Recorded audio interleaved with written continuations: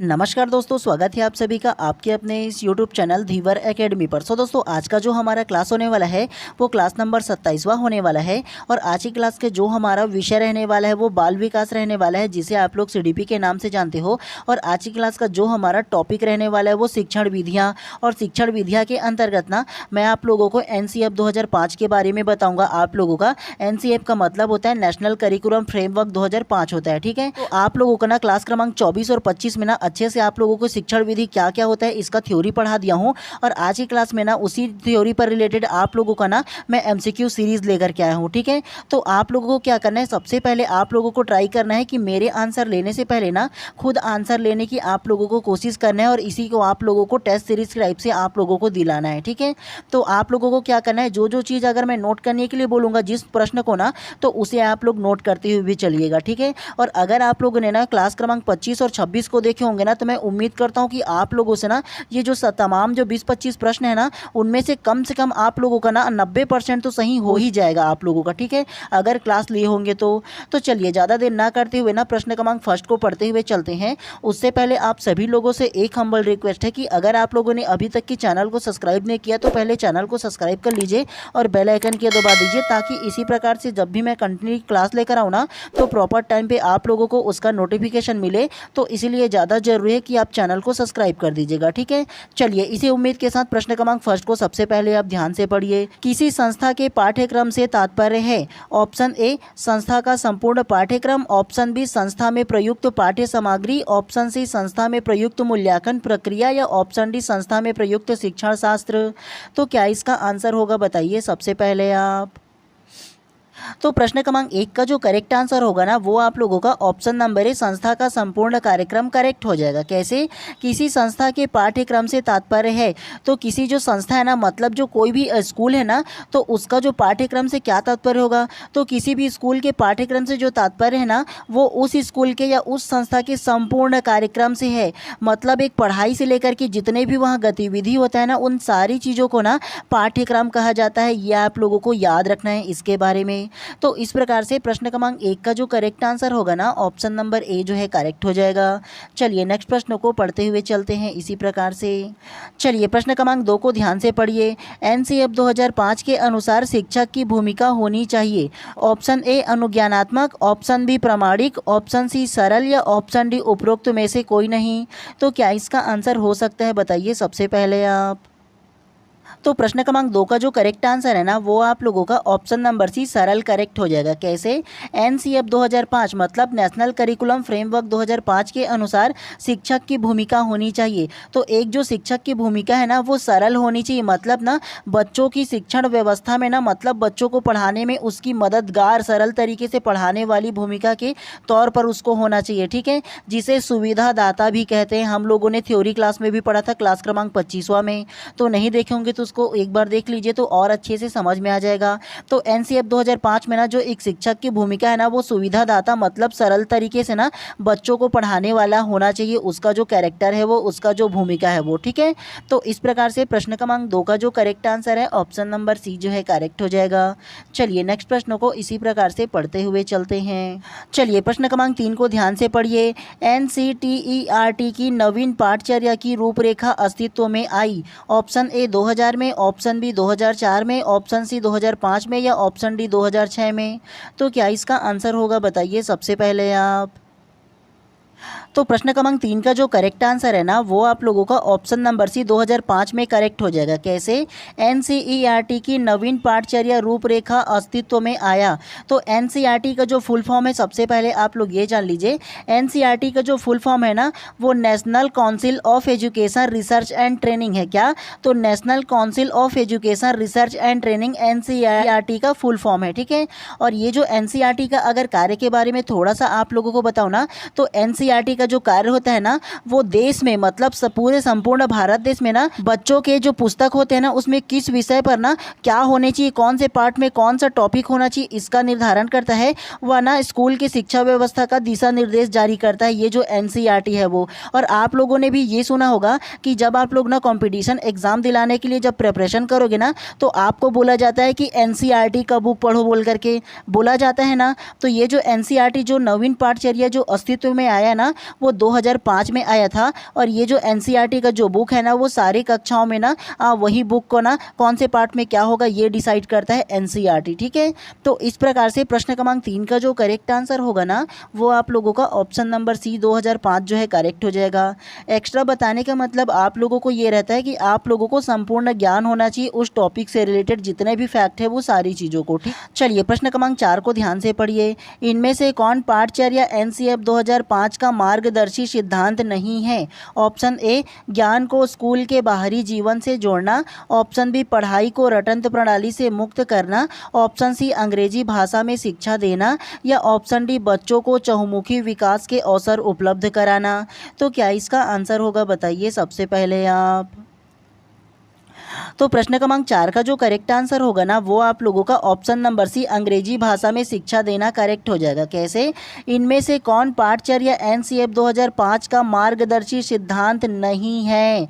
तो 2005 में ना जो मार्गदर्शी सिद्धांत नहीं है ना, वो अंग्रेजी भाषा में शिक्षा देना नहीं है। ठीक है, मतलब आप लोगों को बताओ ना, तो एनसीएफ 2005 की जो पाठचर्या है ना, उसमें साफ साफ ये लिखा गया है कि ज्ञान को स्कूल के बाहरी जीवन से जोड़ना, ये उसमें ऐड है।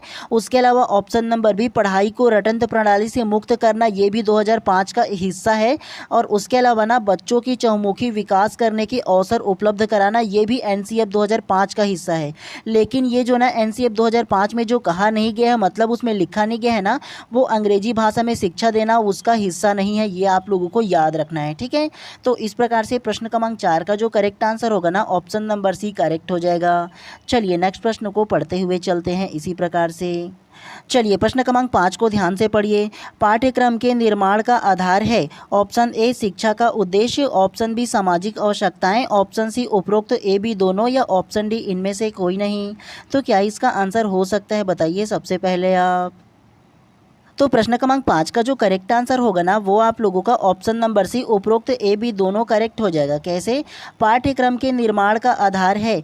तो एक जो पाठ्यक्रम है, जो करिकुलम है ना, उसके निर्माण का जो आधार है ना, वो शिक्षा का उद्देश्य होता है और सामाजिक आवश्यकताएं होता है। मतलब सामाजिक आवश्यकताओं के अनुसार पाठ का निर्माण होता है ना, और शिक्षा का क्या उद्देश्य होगा, उसके लिए जो पाठ्यक्रम है उसका निर्माण होता है ना। तो इस प्रकार से प्रश्न क्रमांक 5 का जो करेक्ट आंसर है, ऑप्शन नंबर सी, उपरोक्त ए बी दोनों करेक्ट हो जाएगा। चलिए नेक्स्ट प्रश्न को पढ़ते हुए चलते हैं इसी प्रकार से। चलिए प्रश्न क्रमांक 6 को ध्यान से पढ़िए। राष्ट्रीय पाठचर्या की रूपरेखा 2005 दस्तावेज में भाषा के लिए निहित है।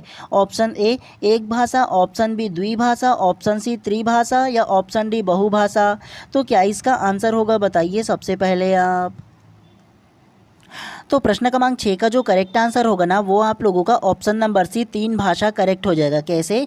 राष्ट्रीय पाठचर्या की रूपरेखा 2005 दस्तावेज में भाषा के लिए निहित है।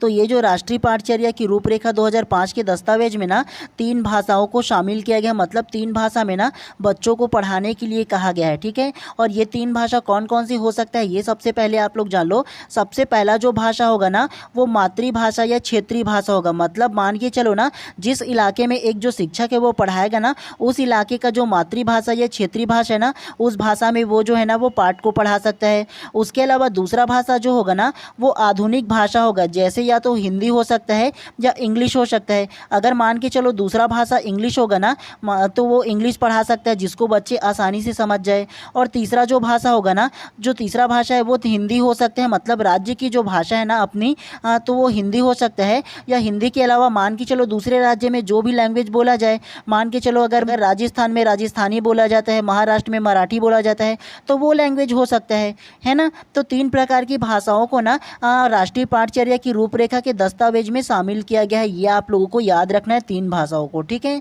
तो इस प्रकार से प्रश्न क्रमांक 6 का जो करेक्ट आंसर होगा ना, ऑप्शन नंबर सी जो है करेक्ट हो जाएगा। चलिए नेक्स्ट प्रश्न को पढ़ते हुए चलते हैं इसी प्रकार से। चलिए प्रश्न क्रमांक 7 को ध्यान से पढ़िए। एनसीएफ 2005 की संस्तुतियों के अनुसार कक्षा 1 एवं कक्षा 2 के विद्यार्थी के लिए मूल्यांकन का तरीका होना चाहिए।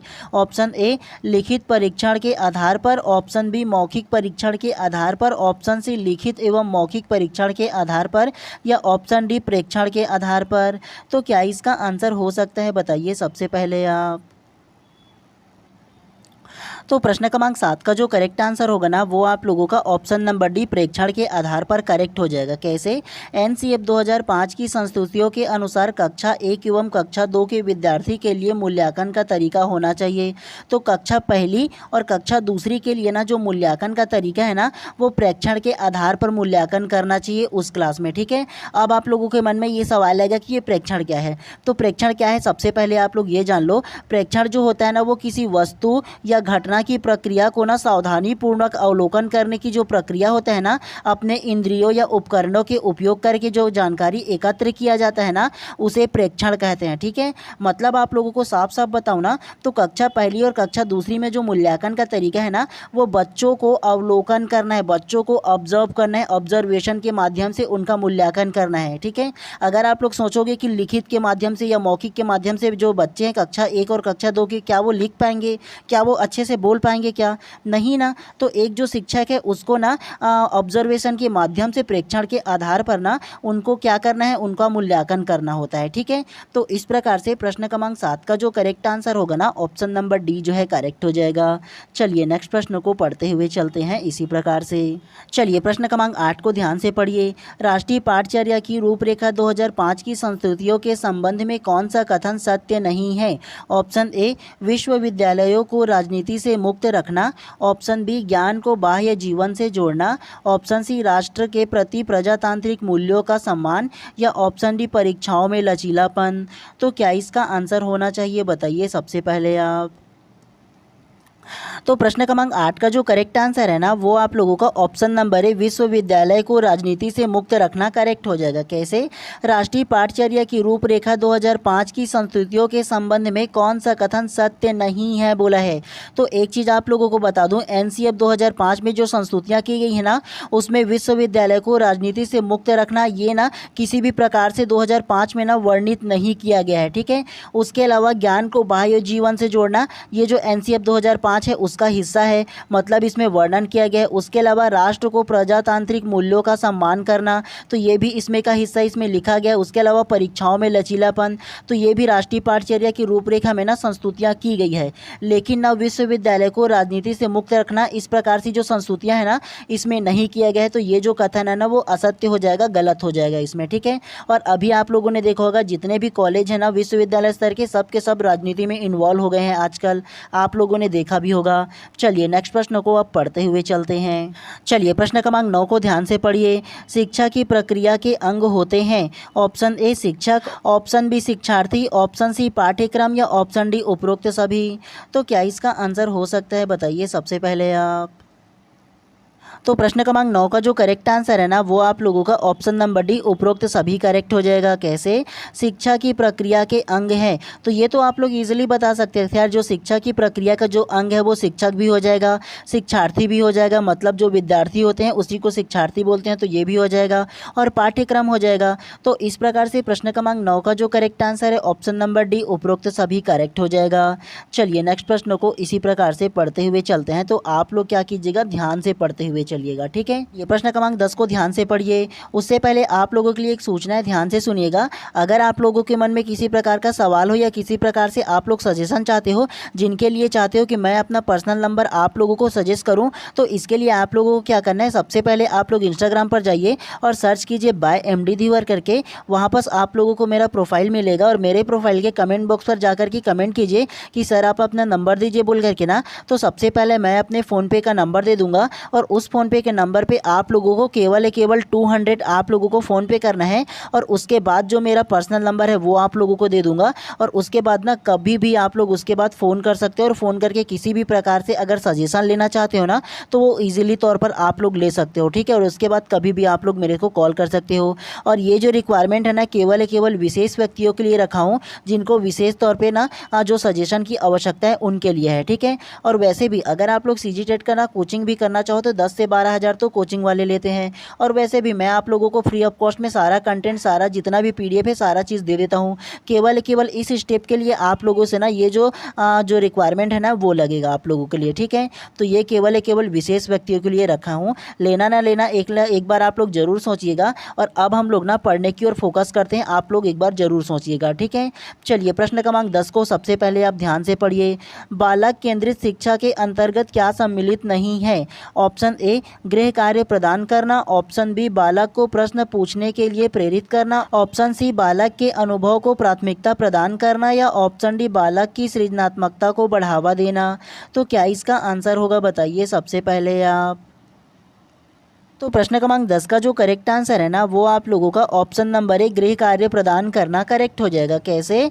तो बालक केंद्रित शिक्षा के अंतर्गत क्या सम्मिलित नहीं है?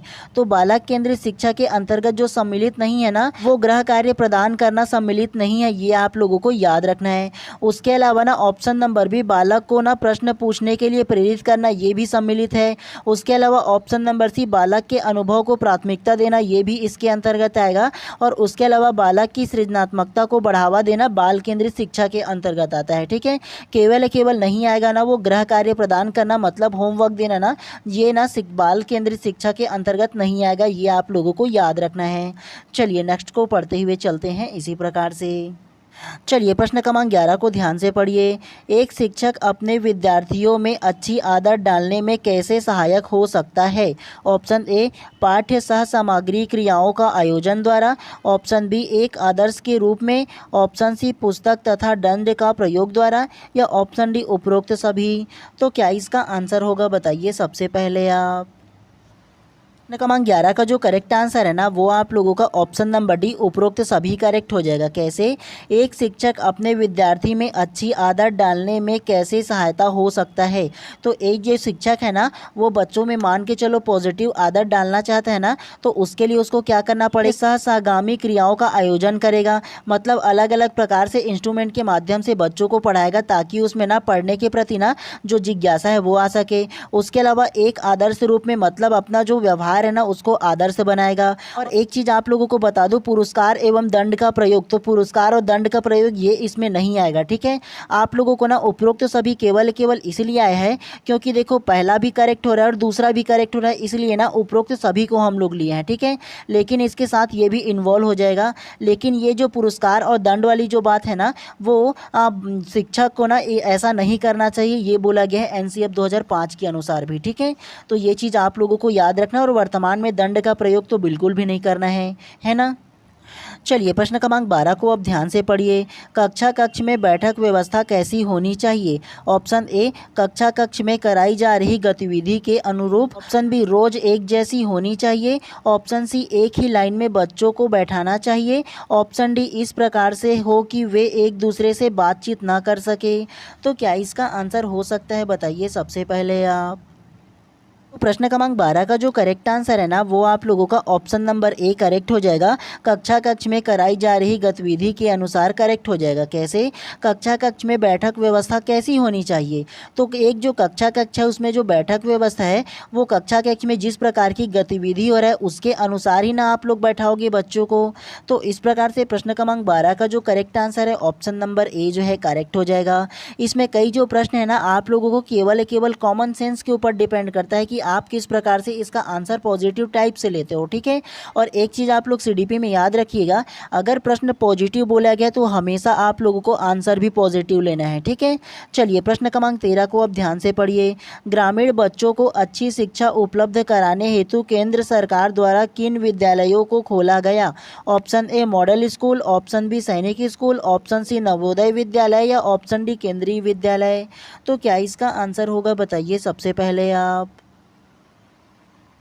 तो प्रश्न क्रमांक 13 का जो करेक्ट आंसर है ना वो आप लोगों का ऑप्शन नंबर सी नवोदय विद्यालय करेक्ट हो जाएगा। कैसे? ग्रामीण बच्चों को अच्छी शिक्षा उपलब्ध कराने हेतु केंद्र सरकार द्वारा किन विद्यालयों को खोला गया? तो सबसे पहले आप लोगों को ये बता दूं कि 1986 में, कब? तो 1986 में ना केंद्र सरकार के द्वारा ना ग्रामीण बच्चों को अच्छी ना शिक्षा देने के लिए ना जवाहर नवोदय विद्यालय को खोला गया, जिसमें ना ग्रामीण इलाका के लगभग 75% जो बच्चे हैं ना उसको ना इसमें एडमिशन दिया जाता है और इसमें एडमिशन के लिए ना जवाहर नवोदय विद्यालय के लिए ना इंट्रेंस एग्ज़ाम होता है। आप लोगों को पता है वो 5वीं के बाद जो होता है वो, है ना। तो 1986 में ना जो नई शिक्षा नीति आया था ना, उसके तहत ये जो जवाहर नवोदय विद्यालय है ना वो खोलने का ना निर्णय लिया था सरकार ने, ठीक है। तो ये आप लोगों को याद रखना है। तो इस प्रकार से प्रश्न क्रमांक 13 का जो करेक्ट आंसर होगा ना ऑप्शन नंबर सी जो है करेक्ट हो जाएगा। चलिए नेक्स्ट को पढ़ते हुए चलते हैं। चलिए प्रश्न क्रमांक 14 को ध्यान से पढ़िए। वर्तमान समय में शिक्षा की भूमिका है ऑप्शन ए ज्ञान देने वाले की, ऑप्शन बी सुगमकर्ता की, ऑप्शन सी मित्र की या ऑप्शन डी प्रबंधक की। तो क्या इसका आंसर हो सकता है, बताइए सबसे पहले आप। तो प्रश्न क्रमांक 14 का जो करेक्ट आंसर है ना वो आप लोगों का ऑप्शन नंबर बी सुगमकर्ता की करेक्ट हो जाएगा। कैसे? वर्तमान समय में शिक्षक की भूमिका है, तो वर्तमान समय में जो एक शिक्षक की भूमिका है ना वो बच्चों के प्रति ना सुगमकर्ता की होता है, मतलब बच्चों को ना सरल तरीके से पढ़ाने वाला होता है, बच्चों के लिए सुविधा दाता के रूप में होता है, ठीक है। तो ये आप लोगों को नोट करके रखना है इस प्रकार के टॉपिक को। तो इस प्रकार से प्रश्न क्रमांक 14 का जो करेक्ट आंसर है ऑप्शन नंबर बी जो है करेक्ट हो जाएगा। चलिए नेक्स्ट प्रश्न को पढ़ते हुए चलते हैं इसी प्रकार से। चलिए प्रश्न क्रमांक 15 को ध्यान से पढ़िए। सूक्ष्म शिक्षण संबंधित होता है ऑप्शन ए शिक्षण विधि से, ऑप्शन बी शिक्षण कौशल से, ऑप्शन सी शिक्षण प्रतिमानों से या ऑप्शन डी शिक्षण प्रविधियों से। तो क्या इसका आंसर होगा, बताइए सबसे पहले आप। तो प्रश्न क्रमांक 15 का जो करेक्ट आंसर है ना वो आप लोगों का ऑप्शन नंबर बी शिक्षण कौशल से करेक्ट हो जाएगा। कैसे? सूक्ष्म शिक्षण संबंधित है, तो ये जो सूक्ष्म शिक्षण संबंधित है ना वो शिक्षण कौशलों से संबंधित है, ये आप लोगों को याद रखना है। और सूक्ष्म शिक्षण क्या होता है ये अगर आप लोगों को बताऊँ ना तो सूक्ष्म शिक्षण का जो मतलब होता है वो शिक्षकों के प्रशिक्षण से होता है। क्या? तो शिक्षकों को ना प्रशिक्षण के माध्यम से ना उनको ना जो टॉपिक होता है उनको जो पढ़ाना होता है वो ना तो उनको छोटे छोटे भागों में ना बांटा जाता है और बांट करके ना शिक्षण कौशल के माध्यम से वो खुद ना अध्ययन करते हैं और अध्ययन करके खुद सीखते हैं और सीखने के बाद ना वो चीज़ जो होता है ना वो बच्चों पर अप्लाई करते हैं, मतलब बच्चों को भी पढ़ाते हैं उसी टॉपिक पर। और ये जो सूक्ष्म शिक्षण होता है जिनका टाइमिंग अगर बताऊँ ना तो वो 5 मिनट से लेकर के 20 मिनट के बीच में होता है, मतलब सूक्ष्म शिक्षण 5 मिनट से लेकर के 20 मिनट के अंतराल में होता है, ठीक है। तो ये आप लोगों को याद रखना है। और सूक्ष्म शिक्षण जो होता है वो एक शिक्षण कौशल है। तो इस प्रकार से प्रश्न क्रमांक 15 का जो करेक्ट आंसर है ऑप्शन नंबर बी जो है करेक्ट हो जाएगा। चलिए नेक्स्ट प्रश्न को पढ़ते हुए चलते हैं इसी प्रकार से। चलिए प्रश्न क्रमांक 16 को ध्यान से पढ़िए। पाठ्य सहगामी क्रियाएं सहायक नहीं है ऑप्शन ए शालेय कार्यालयी कार्य में, ऑप्शन बी विशेष रुचियों के विकास में, ऑप्शन सी नैतिक मूल्यों के विकास में या ऑप्शन डी अनुशासन स्थापित करने में। तो क्या इसका आंसर होगा, बताइए सबसे पहले आप। तो प्रश्न क्रमांक 16 का जो करेक्ट आंसर है ना वो आप लोगों का ऑप्शन नंबर ए शालेय कार्यालयी कार्य में करेक्ट हो जाएगा। कैसे? पाठ्य सहगामी क्रियाएं सहायक नहीं है, तो पाठ्य सहगामी क्रियाएं है ना जो सहायक नहीं है वो शालेय कार्यालय कार्य में सहायक नहीं है, ये आप लोगों को याद रखना है। और आप लोगों को ना ये पाठ्य सहगामी जो क्रियाएं हैं वो क्या होता है ये बताओ ना। तो एक विद्यालय में बच्चों को जो पढ़ाया जाता है क्लासरूम में ना उसके साथ साथ जो अन्य कार्य भी किया जाता है, अन्य गतिविधियाँ भी किया जाता है ना उसे पाठ्य सहगामी क्रियाएं कहते हैं। मतलब पाठ पढ़ाने के साथ साथ जो अन्य क्रियाएं होता है ना, अन्य कार्य होता है ना उसे पाठ्य सहगामी क्रियाएं कहते हैं, ठीक है। और जो पाठ्य सहगामी क्रियाएं सहायक नहीं है ना वो शालेय कार्यालयी कार्य में, मतलब जो विद्यालय के जो कार्यालय है ना उसके कार्य में सहायक नहीं है, ये आप लोगों को याद रखना है। तो इस प्रकार से प्रश्न क्रमांक 16 का जो करेक्ट आंसर है ऑप्शन नंबर ए जो है करेक्ट हो जाएगा। चलिए नेक्स्ट प्रश्न को पढ़ते हुए चलते हैं इसी प्रकार से। चलिए प्रश्न क्रमांक 17 को ध्यान से पढ़िए। कक्षा शिक्षण के दौरान शिक्षक द्वारा बच्चों से प्रश्न पूछा गया ताकि ऑप्शन ए बच्चों की अवधारणात्मक समझ का ज्ञान हो, ऑप्शन बी कक्षा कक्ष में अनुशासन बना रहे, ऑप्शन सी कक्षा शिक्षण की प्रक्रिया सुगम हो या ऑप्शन डी बच्चों का ध्यान आकर्षित करने के लिए। तो क्या इसका आंसर होगा, बताइए सबसे पहले आप। तो प्रश्न क्रमांक 17 का जो करेक्ट आंसर है ना वो आप लोगों का ऑप्शन नंबर सी कक्षा शिक्षण की प्रक्रिया सुगम हो करेक्ट हो जाएगा। कैसे? कक्षा शिक्षण के दौरान शिक्षक द्वारा बच्चों से प्रश्न पूछा गया ताकि, मान करके चलो अगर मैं आप लोगों को पढ़ा रहा हूँ और आप लोग ध्यान से पढ़ रहे हो लेकिन मैं देख रहा हूँ ना कि जो बच्चे हैं ना वो आपस में ना पीछे वाले ना बात कर रहे हैं, तो मैं क्या करूँगा कक्षा शिक्षण में ना मतलब पढ़ाते हुए ना जब पढ़ा रहा हूँ तभी ना आप लोगों से बीच में ना कोई प्रश्न पूछ दूंगा और अगर प्रश्न पूछूंगा ना, तो एक जो बच्चे हैं जो बात कर रहे हैं ना, उनका इंटेंशन क्या होगा, उनका इंटेंशन ये होगा कि बीच में सर प्रश्न पूछ देते हैं तो हम लोगों को ध्यान देना चाहिए, पढ़ना चाहिए। तो कक्षा शिक्षण की प्रक्रिया को सुगम बनाने के लिए क्या किया जाता है, एक शिक्षक द्वारा ना पढ़ाने के दौरान बीच बीच में प्रश्न पूछा जाता है, ठीक है, ताकि कक्षा सुगम हो सके, मतलब सारे बच्चे जो है ना वो अच्छे से ध्यान दे पाए, इसीलिए, ठीक है। तो इसलिए प्रश्न क्रमांक 17 का जो करेक्ट आंसर है ऑप्शन नंबर सी जो है करेक्ट हो जाएगा। चलिए नेक्स्ट प्रश्न को पढ़ते हुए चलते हैं। चलिए प्रश्न क्रमांक 18 को अब ध्यान से पढ़िए। वर्तमान परीक्षा प्रणाली मुख्य रूप से खाली स्थान पक्ष के उद्देश्यों को मापन करती है। ऑप्शन ए ज्ञानात्मक, ऑप्शन बी भावात्मक, ऑप्शन सी मनोशारीरिक या ऑप्शन डी इनमें से कोई नहीं। तो क्या इसका आंसर होगा, बताइए सबसे पहले आप। तो प्रश्न क्रमांक 18 का जो करेक्ट आंसर है ना वो आप लोगों का ऑप्शन नंबर 1 ज्ञानात्मक करेक्ट हो जाएगा। कैसे, वर्तमान परीक्षा प्रणाली मुख्य रूप से खाली स्थान पक्ष के उद्देश्यों का मापन करती है। तो वर्तमान का जो परीक्षा प्रणाली है ना वो ज्ञानात्मक जो पक्ष है ना, ज्ञानात्मक जो उद्देश्य है ना उसको ना मुख्य तौर पर मापन करती है, ये आप लोगों को याद रखना है, ठीक है। तो इस प्रकार से प्रश्न क्रमांक 18 का जो करेक्ट आंसर होगा ना ऑप्शन नंबर ए जो है करेक्ट हो जाएगा। चलिए नेक्स्ट प्रश्न को पढ़ते हुए चलते हैं इसी प्रकार से। चलिए प्रश्न क्रमांक 19 को ध्यान से पढ़िए। वस्तुनिष्ठ प्रकार के परीक्षणों में विद्यार्थी ऑप्शन ए चयनित विषय वस्तु का अध्ययन करते हैं, ऑप्शन बी पूर्ण रूप से विषय वस्तु का अध्ययन करते हैं, ऑप्शन सी कम थकान अनुभव करते हैं या ऑप्शन डी लेखन शैली एवं भाषा से प्रभावित करते हैं। तो क्या इसका आंसर हो सकता है, बताइए सबसे पहले आप। प्रश्न क्रमांक 19 का जो करेक्ट आंसर है ना वो आप लोगों का ऑप्शन नंबर बी करेक्ट हो जाएगा।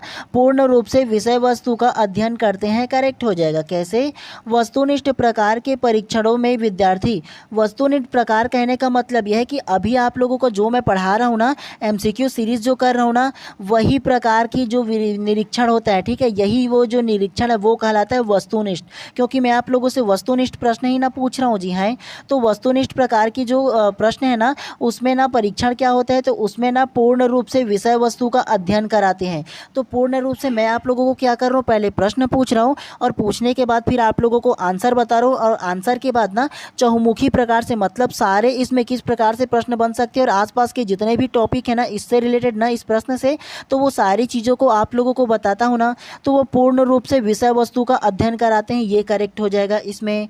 तो इस प्रकार से प्रश्न क्रमांक 19 का जो करेक्ट आंसर है ऑप्शन नंबर बी जो है करेक्ट हो जाएगा। चलिए नेक्स्ट प्रश्न को पढ़ते हुए चलते हैं। चलिए आज की क्लास के अंतिम प्रश्नों को ध्यान से पढ़िए। निम्नलिखित में से खुली पुस्तक परीक्षण प्रणाली का सर्वाधिक महत्वपूर्ण लक्षण है। ऑप्शन ए, यह विद्यार्थियों को गंभीर होने में मदद करता है, ऑप्शन बी, यह कक्षा में उपस्थिति को सुधारने में मदद करता है, ऑप्शन सी, यह विद्यार्थियों में परीक्षा के प्रति दुश्चिंता को कम करता है या ऑप्शन डी, यह विद्यार्थी को सोचने के लिए बाध्य करता है। तो क्या इसका आंसर होगा, बताइए सबसे पहले आप। तो प्रश्न क्रमांक 20 का जो करेक्ट आंसर है ना वो आप लोगों को ऑप्शन नंबर डी करेक्ट हो जाएगा। यह विद्यार्थी को सोचने के लिए बाध्य करता है, करेक्ट हो जाएगा। कैसे, निम्नलिखित में से खुली पुस्तक परीक्षण प्रणाली का सर्वाधिक महत्वपूर्ण लक्षण है। तो आप लोगों को सबसे पहले खुली पुस्तक प्रणाली परीक्षा क्या होता है ये आप लोगों को समझाऊँ ना।